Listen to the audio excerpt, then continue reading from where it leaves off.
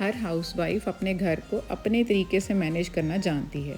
वो कभी अपनी mother, grand mother, mother in law या फिर आजकल तो सोशल मीडिया से बहुत कुछ सीखती है और अपने घर पर अप्लाई करके बेहतर से बेहतर लाइफस्टाइल अडॉप्ट करने में जुटी रहती है। आज मैं भी फुल डे रूटीन में कुछ ऐसे टिप्स एंड ट्रिक्स शेयर करूंगी जो हमें एक ऑर्गेनाइज्ड और वेल मैनेज्ड होम मेकर होने में बहुत हेल्पफुल होंगे। वीडियो को एंड तक देखिएगा, अगर पसंद आए तो सब्सक्राइब कीजिएगा। So let's get started. Assalamu alaikum everyone. Welcome to Romania ATF with a new vlog and I hope you all are very good. I am also fine alhamdulillah. आँख खुलने से रात दोबारा आँख बंद होने तक छोटे छोटे ऐसे कई काम हम कर रहे होते हैं जिनको अगर थोड़ा सा डिसिप्लिन वे में किया जाए तो बहुत ही हाइजीनिक और क्लीनलीनेस की हैबिट बन जाते हैं। जैसे वॉशरूम के अंदर जाते हुए और बाहर आते हुए अलग जूते इस्तेमाल करना। तो ये आदत हमें बाकी के घर के एरिया को क्लीन रखने में काफ़ी हेल्पफुल होती है।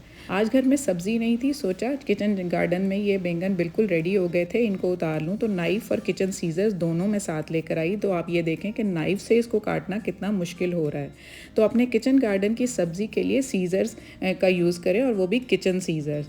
इससे यह है कि एक हाइजीन मेंटेन रखना ईजी होगा, क्योंकि किचन नाइफ़ साफ़ सुथरी और सिर्फ किचन के ही कामों के लिए यूज़ हो रही होती है। और जितनी सब्ज़ी आपको रिक्वायर्ड है कोशिश करें कि उतनी ही उतारें, वरना एक्स्ट्रा सब्ज़ी में वो फ्रेशनेस बाकी नहीं रहती और फ्रिज में स्टोर करके इसकी लाइफ और इसका टेस्ट भी कम हो जाता है। तो मैंने आज इतने ही यहाँ से बैंगन उतारे हैं। दो तरह के बैंगन लगे हुए हैं, गोल भी हैं और दूसरे ये लंबे वाले भी हैं। तो ये दोनों मैंने उतारे हैं, लेकिन मैंने इतने उतारे हैं जितने मुझे चाहिए।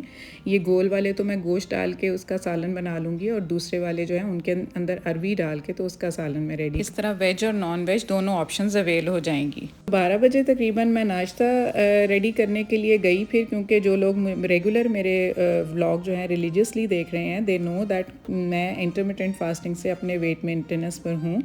तो नेक्स्ट टिप यही है कि जब भी आप चाय यूज़ करें उसके लिए आप दूध पत्ती का यूज़ ना करें, रादर आप हाफ़ उसमें पानी डालें और हाफ़ दूध डालें। और अंडे जो हैं वो रूटीन की अपनी डाइट के अंदर रखें और ज़्यादा से ज़्यादा उसके अंदर वेजेस डालें, जिस तरह ये मैंने डाली हैं। तो इस तरह से आप अपना नाश्ता प्रिपेयर करें या कोई भी मील आप ले रहे हैं तो ज़्यादा सारी वेजेस ज़रूर रखें, क्योंकि वो फ़ाइबर जो है आपकी बॉडी के अंदर जाता है, जो कि बहुत हेल्पफुल होता है आपके वेस्ट को रिमूव करने के लिए।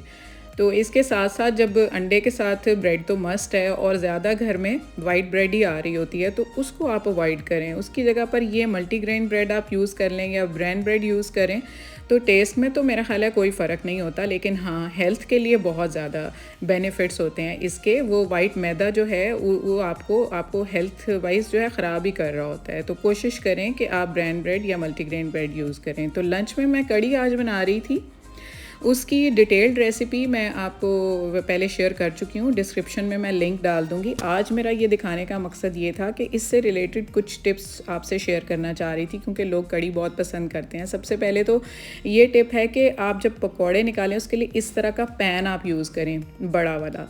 इस तरह की कढ़ाई आप डीप कढ़ाई यूज़ ना करें पकौड़े निकालने के लिए। उसकी वजह मैं आपको बताती हूँ कि जब आप इस कढ़ाई में निकालेंगे ना पकौड़े, तो वो जो है ज़्यादा सोक करेंगे ऑयल को और डीप फ्राई होंगे। लेकिन इस पैन के अंदर जैसे मैं ये निकाल रही हूँ पकौड़े, अगर आप इस तरह निकालेंगे तो एक तो जब आप ऊपर पेस्ट डालें तो थोड़ा सा प्रेस कर दें ऊपर से चम्मच के साथ ही, जिसके साथ भी आप डाल रहे हैं ऐसे। तो ये होगा कि वो टिक्की नुमा बनेंगे पकौड़े, वो फूले हुए नहीं बनेंगे। वो जो होते हैं वो एक तो ऑयल को बहुत ज़्यादा एब्जॉर्ब करते हैं, वो भी हेल्थ के लिए अच्छा नहीं है। दूसरा, जब कड़ी के अंदर हम उनको डाल देते हैं तो वो उसके अंदर से भी मॉइस्चर बहुत एब्जॉर्ब कर लेते हैं और फ्लफ़ी से हो जाते हैं।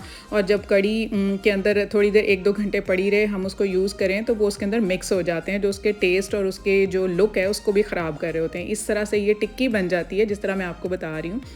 तो ये टिक्की थोड़ी सी सख्त रह जाती है। और दूसरी ये बात है कि ये ऑयल ज़्यादा एब्जॉर्ब नहीं कर रही होती, फिर हम इसको टिश्यू पर भी निकाल लेते हैं तो एक्स्ट्रा ऑयल उसमें एब्जॉर्ब हो जाता है।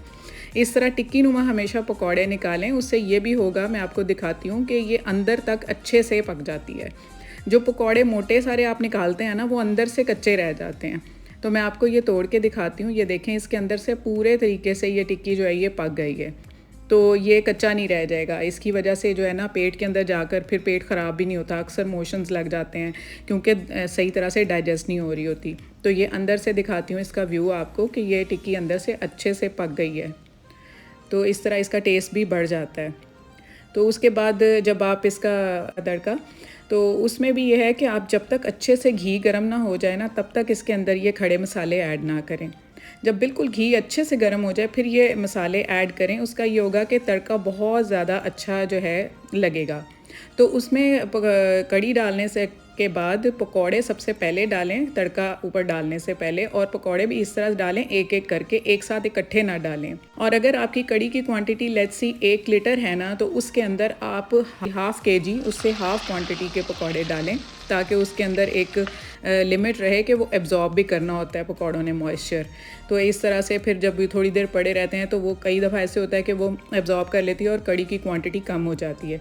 तो आप ये देखें कि ये कड़ी तैयार हो गई है और ये टिक्की नुमा पकौड़े जो हैं ये बिल्कुल भी ज़्यादा एब्जॉर्ब नहीं करेंगे मॉइस्चर को भी उसके अंदर जो कड़ी के अंदर है, और ऑयल भी सोक नहीं करेंगे, और टेस्ट भी हमेशा से ऐसे रहेगा चाहे आप नेक्स्ट डे यूज़ कर रहे हों। तो इस तरह कड़ी के साथ ये टिप्स एंड ट्रिक्स हैं। और हाँ, दही जो है वो आप इस तरह लें, थोड़ा सा खट्टा दही हो, बिल्कुल भी जो खट्टा कम नहीं होता उसकी कड़ी ना बनाएं। तो अब ये ट्रिक जो है नेक्स्ट है वो मैं आपसे पहले भी शेयर कर चुकी हूँ, लेकिन अब चलते चलते शेयर इसलिए कर रही हूँ कि चूँकि मैंने पकौड़े बनाए हैं और उनका ये ऑयल सोक किया हुआ टिश्यू है, तो इसको मैं आयन की कढ़ाई के अंदर फेर लूँगी अच्छे से, तो इस तरह ये उसको जंग नहीं लगेगा। और भी कोई आइटम्स हैं तो उनको भी आप इस तरह से यूज़ कर सकते हैं इस टिश्यू को, तो ये डिस्कार्ड ना करें। सो आई होप कि आपको ये नो कॉस्ट और रस्ट फ्री आइडिया भी मेरा पसंद आया होगा और आप इसको अप्लाई करेंगे अपनी डेली लाइफ में। तो घर के सब कामों से फ़ारिग होकर फिर मैंने करीब ही सैलों का विज़िट किया आईब्रोज़ नीट करवाने के लिए। तो इसमें भी मुझे 1-2 टिप्स जो थे मुझे लगा कि आपसे मैं शेयर करूं। जब भी आप अपने आईब्रोज़ नीट करवाने जाएँ ना, तो कोशिश करें कि आप थ्रेडिंग करवाएं रादर कि आप वहाँ से वैक्स करवा रहे हों। तो वैक्स करवाना जो है वो ज़्यादा फ़ीज़िबल नहीं होता, ये एरिया बहुत आइज़ का सेंसिटिव होता है, तो आप थ्रेड के साथ ही नीट करवाएं। एक बात। दूसरा टिप ये है कि आप अपने हाथ से नीचे जो आइज़ की स्किन का एरिया उसको स्ट्रेच करके अच्छे से रखें, खुद से रखें, किसी हेल्पर की हेल्प ना रहें, क्योंकि उनको ज़्यादा अंदाज़ा नहीं होगा, आपको पता लगेगा कितना आपने स्ट्रेच करके रखना है, तो आपको एक तो कट नहीं लगेगा और दूसरा नीटनेस बहुत ज़्यादा आएगी। तो ये हैं 1-2 ट्रिप्स जो हैं टिप्स आपके ब्यूटी से रिलेटेड। तो उसके बाद फिर मैंने थोड़ा सा ये स्टेशनरी बाय करनी थी, मैं यहाँ आ गई। So this was all about my today's vlog and I hope it will be useful for you guys. तो जिनको ये मेरा कंटेंट पसंद आया प्लीज़ लाइक शेयर और सब्सक्राइब कर लें, जिन्होंने अभी तक सब्सक्राइब नहीं किया है, और मेरी वीडियो को शेयर भी किया करें और लाइक ज़रूर कर दिया करें, और कमेंट सेक्शन में मुझे बताएं कि आपको कौन सा ट्रिक अच्छा लगा। So stay fit, stay healthy and अल्लाह हाफिज़।